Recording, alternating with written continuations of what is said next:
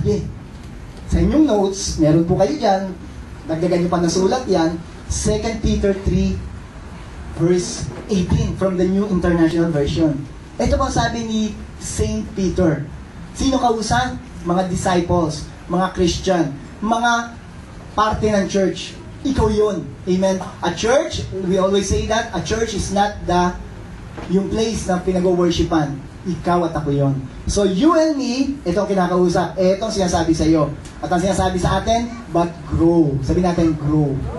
G-R-O-W. Amen? Hindi lang G-R-O. G-R-O-W. Grow in what? In the grace and knowledge of our Lord and Savior, Jesus Christ. And the Bible says that grace is not a doctrine. Grace is a person. The person of the Lord Jesus Christ. That's why the Bible says we need to grow in the Lord Jesus Christ. Not just in the knowledge, but in the Lord Jesus Christ. Because grace and the Lord Jesus Christ are one. They are the same. Yung person ng Panginoong Jesus ay grace. And ano ba yung grace, Pastor Ipe? Ikaw ang nagbebenepisyo sa grace. Kaya nga po, we always study the Lord Jesus Christ. Kinikilala natin siya, makilala siya sa atin. No? Makilala natin siya. At ang resulta nito ay makikilala natin kung sino ang Panginoong Jesus at anong kaya niya at patuloy niyang ginagawa sa ating buhay. So grace, growing the grace and the knowledge of our Lord Jesus Christ, He is the Lord and Savior. To Him be glory, when? Both now and we will all say, Amen. Amen. That's why we say Amen. When we say Amen, we say, I agree. Yes. Amen. Yes. Bakit? Kasi we have a God who is worthy of our glory. Kaya nga po, pag yung kanina, yung worship kanina, kung sinasabi niya, Pastor, sigaw si Pastor Ipet, sinasabi niya, taas niyo kamay niyo! Sabi kayo, hallelujah sa Panginoon! At yung holy! Hindi po ako galit noon. At ganun lang ako way na mag-lead ng worship. Pero ang point ko po doon, kasi po, we have a God who is worthy of our glory. Amen? As we give glory to Him, praise and honor, and now and forever, He's worthy of our praise. Kaya po pag ako yung minsan sumisigaw dito, sa harap, at taas yung kamay ninyo, hindi ko kayo pinagagalitan, in-encourage ko po kayo. Amen? Palapakan natin ang Lord. Amen? Isa nga malakas na hallelujah sa Lord. Hallelujah! Kaya pa rin. Isa pa nga ho. Hallelujah! Isa po ang pangalan ng church natin, Heart of Worship. Mga worshiper mga nandito. Amen? So, let's continue. The way of knowing Christ. Ways of knowing Christ. Last week, pinag-usapan natin, the ways of knowing Christ is the Holy Spirit. Amen? Today, we'll continue that, knowing Christ by the Holy Spirit. Ano po? Kaya lang po, the Holy Spirit will use the Bible. Although the Holy Spirit will speak through many channels, pero ang puntos ng Holy Spirit, are you listening? The Holy Bible. He will always point you to the Holy Bible. That's why, to know Christ, amen, to know Christ, there's only one way. By the Holy Spirit, through God's Word. Through the words of God, or the Word of Christ. Amen? May Bible verse ka ba dyan, Pastor Ipe? John 14, verse 26. Nasa notes nyo yan, nakalagay. But when the Father sent the Counselor as my what? As my what? Representative, and by the Counselor I mean the Holy Spirit. The Holy Spirit will teach you, sabi natin, everything. And will remind you of everything. Ano yung everything? I myself have told you. Who's speaking? The Lord Jesus Christ.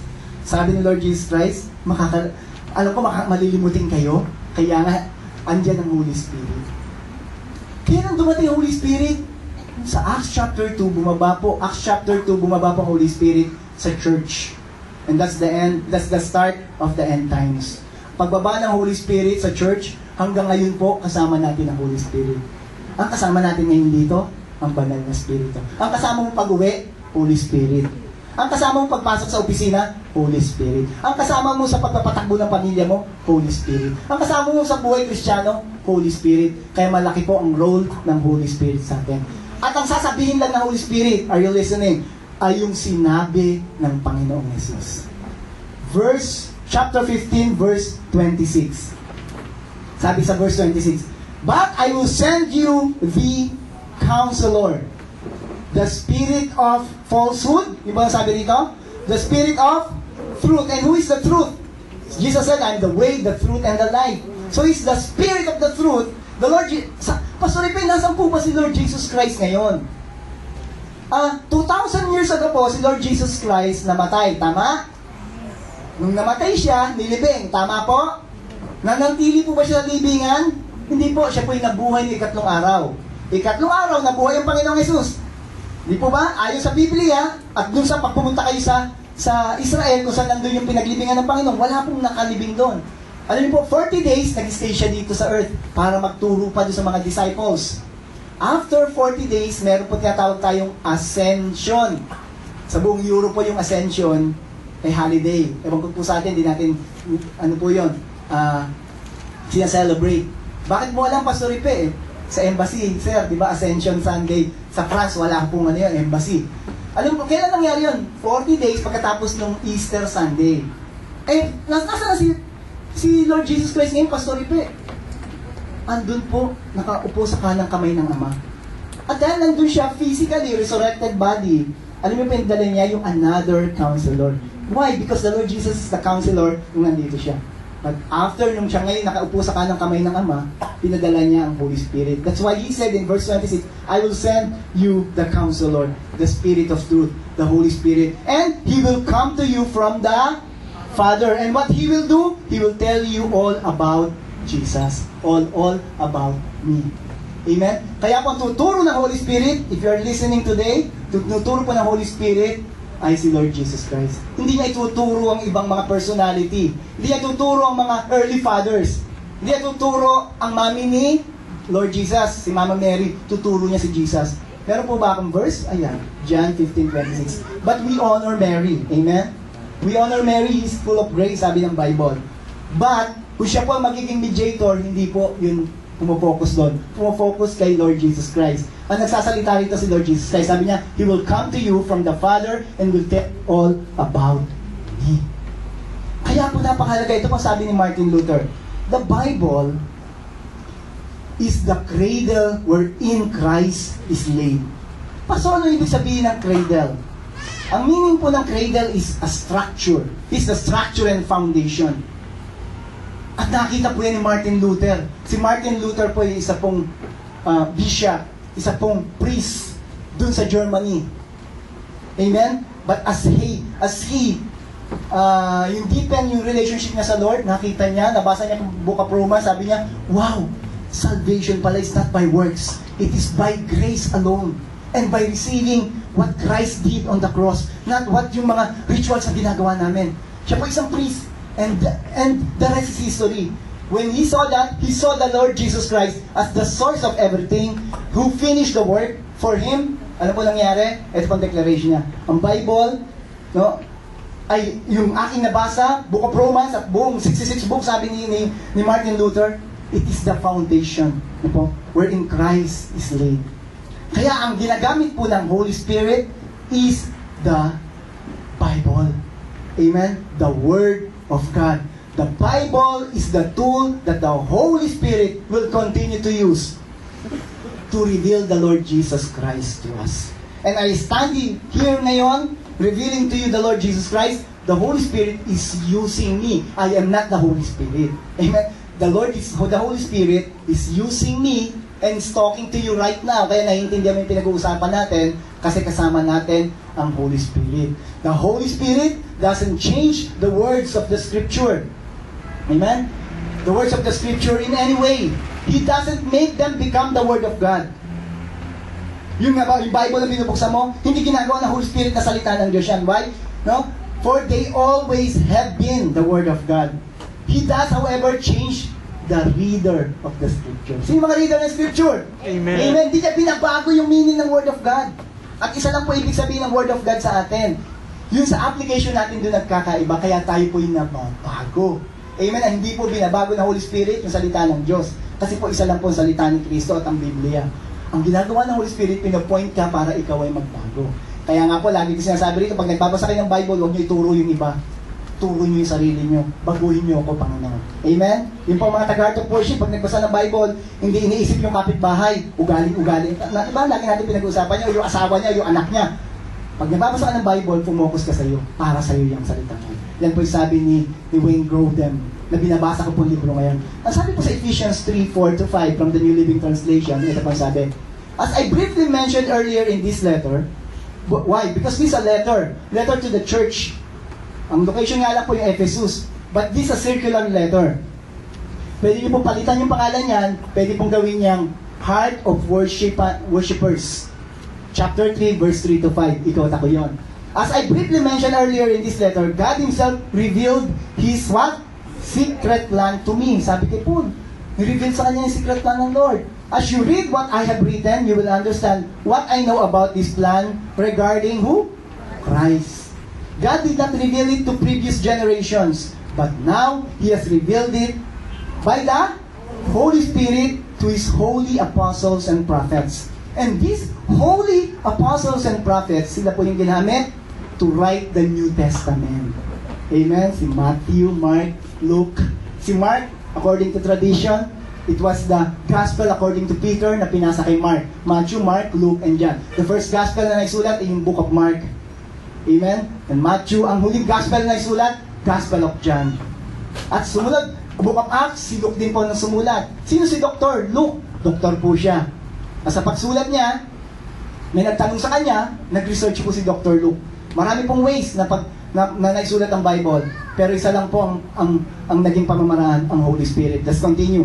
So you need the Holy Spirit to know the Lord Jesus Christ. Ito po ang sabi natin dito. To know the Lord Jesus Christ, you need the Holy Spirit. But you need to read. Sabi natin, read. Are you reading today? Yes, we are reading the Bible. And listen. Sabi natin, listen. To the teaching of the Bible. Why? Because only there, the Holy Spirit will reveal the Lord Jesus Christ to you. Only there. As you read and listen. That's why we go to the church or the fellowship place. Bakit? For you to listen. Kasi po, we can add. Amen? Na hindi tayo mag-add sa salita ng Diyos, but we can be a help. As we study, mga preachers and pastors and prophets, yung pastors na nagtuturo sa inyo rito, o teacher, nag-aaral po kami, makakatulong kami, at nakakapagbigay ng gabay. Amen? Kaya po, we need also to listen. Kaya po, yung ba sa atin, nanonood ng 700 Club? Malaking tulong po yun. Ando po Holy Spirit. Nagkikinig sa 702 DCAS, marami pong teaching doon. Nagpupunta sa internet. Amen? Tumitingin doon ng mga gospels. Nakikinig din mga preaching sa internet. Malaki pong tulong yun. Alam niyo po, ang Kristiyano ngayon mas madaling mabuhay bilang Kristiyano. Kasi po, sa technology, ay ang dami po. Kung ginagamit po ni Satanas ni Satan, yung internet, dahil sa mga pornographic views, ginagamit din po ng Panginoon ngayon yan. Kaya pumokus na kayo doon. Amen, church? Amen. Amen. Are you with me, church? Amen. Sa ito pa sabi ni Wayne Grudem rin. Bakit po Wayne Grudem ka ngayon, Pastor? Nagbasa po ako ng libro ni Wayne Grudem about the Holy Scriptures. Ito po nakita ko sa mga sinabi niya. The Bible is written in such a way that all things necessary to become a what? Christian, live as a, and grow as a Christian are clear. Gusto mo maging clear? Ang pastor, paano bang maging Kristiyano? Paano mabuhay at lumago bilang Kristiyano? Nasa Bible, kapatid. May Bible ka ba dyan, Pastor Ipe? Ito po. Nasa Biblia. That's why, ang Holy Spirit, ginamit ang Bible at meron siya mga 3 things na ginawa for you to know the Bible. 3 things that the Holy Spirit did for you to know the Lord Jesus Christ through the Bible. And that is, nasa notes ninyo, revelation, inspiration, and illumination. Let's talk about revelation. Revelation means not the book of Revelation. Amen? Not the book of Revelation, di ba?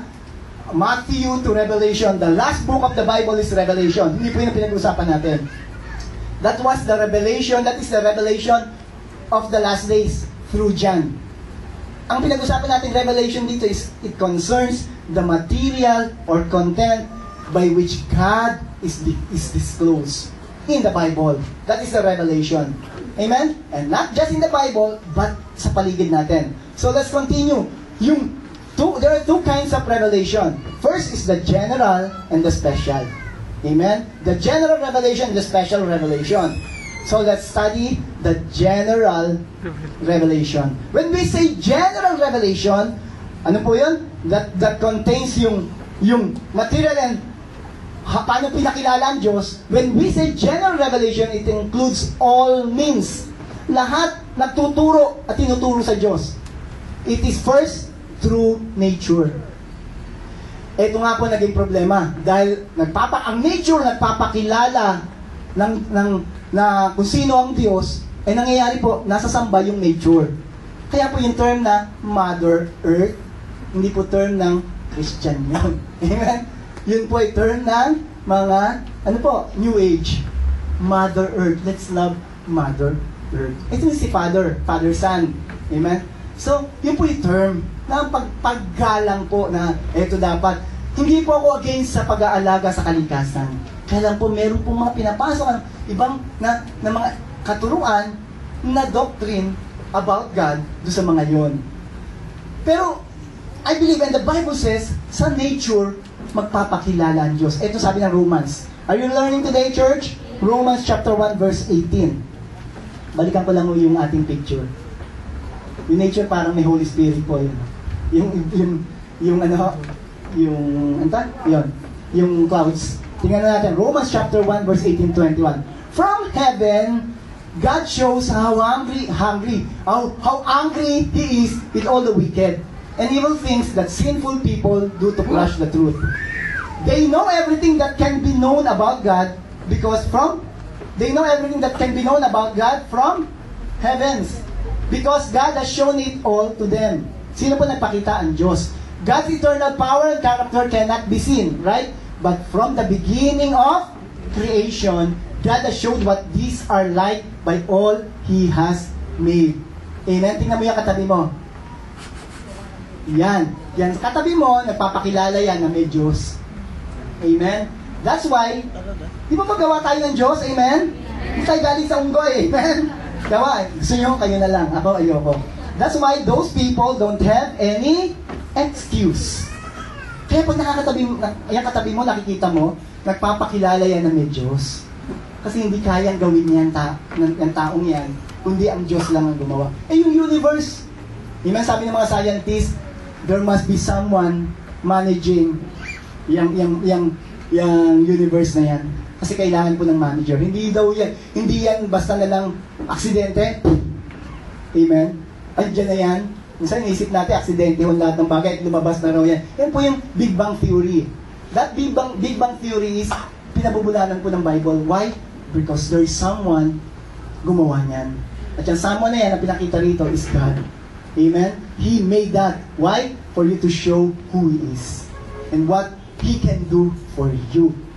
Amen? So yung creation na yan, that's why the psalmist, hindi wala po sa notes yan. Basta yung Psalm 19, sabi nung writer ng psalmist, tumingala siya sa langit, sabi niya, the heavens declare the glory of God. And the clouds and the firmament shows His handiwork. Yun po sabi ng psalmist. Pag tingala niya, pinakita po yung nature, gawa niya ng Diyos at nagpapakilala po yan sa Diyos. Amen? Kaya mga nature, yung mga, lalo na yung katabi mo, nagpapakilala yan. At nagpapakita na may Diyos na gumawa dyan. At pag in-scrutinize mo pa, yung mga specifics sa katawan ng tao, amen? Sa katawan natin, makita nyo, Diyos lang ang pwedeng talagang gumawa sa atin.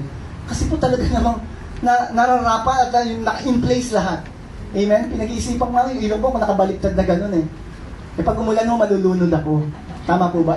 Isipin niya ilong yan pag gano'n. At umuulan, sasalukin mo lang. At umiyak ka. Pag iyak mo, punta doon sa ilong mo, lunod. Perfecto ang gawa ng Diyos. Ang isa pang nakikita ko, yun po meron tayong self-healing sa katawan. Amen? Masugatan ka ng konti rito. Mga ilang araw lang gumagaling. Meron pong self-healing yung katawan ng immunization. Kaya nga po, yung mga bagay na pag nawawala yun, dahil kung ano yung ginagawa natin sa katawan